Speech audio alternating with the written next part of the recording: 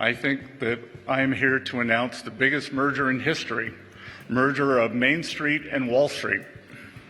So thank you. I'm grateful to be with you all.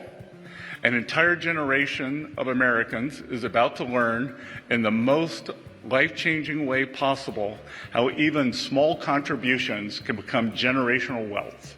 And it's all thanks to President Trump. Trump accounts are the president's gift to the American people. They represent perhaps the most groundbreaking policy innovation of modern times, and they are shaped by a simple vision: every American a shareholder. When every American owns a share of the most powerful economy on earth, every American will benefit from our nation's growth. Every American will capture a portion of the productivity gains brought about by AI, robotics, and other world-changing technologies. And every American will be invested in the free market system and, most importantly, its continued success.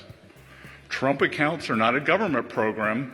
They are a radically new platform that returns us to a social contract anchored in individual ownership, where everyone starts life on an investing journey. By giving each newborn citizen a material stake in the American dream through Trump accounts, President Trump is minting future investors on every rung of the economic ladder. He is embedding financial literacy and empowering today's youth to shape their own financial future. And he is creating an ownership economy to secure the American experiment for a new generation and the next 250 years. Treasury is wholly committed to promoting financial responsibility in the next generation through its Financial Literacy and Education Commission. Trump accounts embody the elegant alchemy of the golden age. They turn compound growth into American greatness, and they share that greatness evenly across every cohort of newborn citizens. There are 4 ways Trump accounts will be funded. First, through an initial $1,000 seed from the government. Second, through the donations of parents, friends, and employers. Third, through the generous donations of wealthy Americans and philanthropic organizations. And fourth, through donations from state governments. Let's start with the government seed. Thanks to President Trump, eligible children born between January 1, 2025 and December 31, 2028 will receive a $1,000 contribution from the Treasury Department that will immediately be invested in an index fund.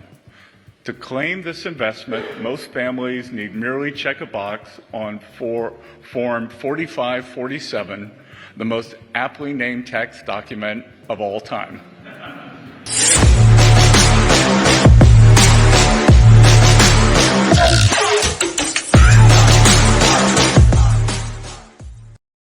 Can you explain the importance of fostering financial literacy among the next generation of America? Yes, financial literacy has long been one of my passions, dating back for more than a decade when I was in the private sector. And I believe, I grew up in a small town in South Carolina, in Little River, South Carolina. We didn't know anything about Wall Street. We just knew something bad happened in 1929. And I think the idea of financial literacy, knowing how to manage your money, how to manage your finances, is something that's gotten lost to Americans, whether it's children, the 20-somethings, or even many adults. And I think that this is going to provide, as I said earlier, this live action, being able to check your account every day, is going to re-engage Americans in this. We're going to reach out. Many banks, as part of their Community Reinvestment Act educations, we're going to reach out to all the banks to give seminars. So I think that this really is going to be transformative for the American people, making them much better consumers of financial products and understanding how they can optimize their financial health. Kids can access these accounts at 18 years old. Stop an inflation push 18 years from now, where kids just clean out the accounts and start spending. Also, if I could, economic poll numbers have been slipping for the president. What do you know that maybe Americans aren't seeing? So, couple of things. I'm optimistic that many the 18-year-olds will roll them into retirement accounts, so that there will be that. And again, I would expect that a large amount of this could be used towards, as I said earlier, to begin the American dream, and it's going to be staggered. So it's going to be staggered, and it will be for a home purchase, for an auto purchase, for education. I don't think educational inflation can go any higher. I am very optimistic about 2026. As wearing my other hat as the acting IRS commissioner, I could see what has happened with President meeting his campaign promises and no tax on tips, overtime, Social Security, deductibility of American-made autos.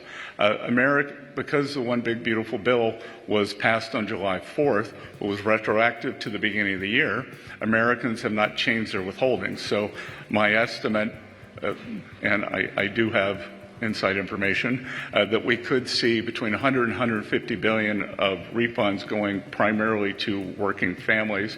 Those families, those individuals will change their withholdings, so they'll actually get a bump up in their take-home pay. So we'll see both. We'll see substantial refunds, bumps up in the take-home pay. We've seen 15% CapEx growth this year. Historically, CapEx growth translates into job growth. And I think as I said, I think 2 days ago, we have spent 2025 setting the table, and now it's time for the banquet. The president in late November said that he knew who his pick was for Fed chair, but since he has continued to interview other candidates, there has been some concern in financial markets and among investors about the credibility of Kevin Hassett, the front runner to do the job. Do you share those concerns, and is the president worried about that as well?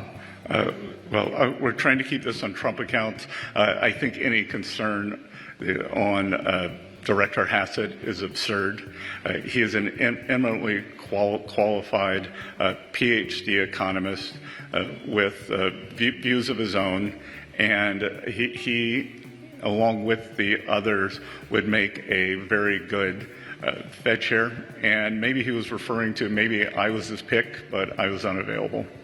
On the accounts themselves, is the administration considering a push from Democratic lawmakers to expand the federal contribution specifically for families who won't be able to maximize their own annual contributions? Well, I find it rich that Democratic lawmakers who had the trifecta never did this. So why don't they let us get them up and running? We got 4 years, and then we'll see where it goes.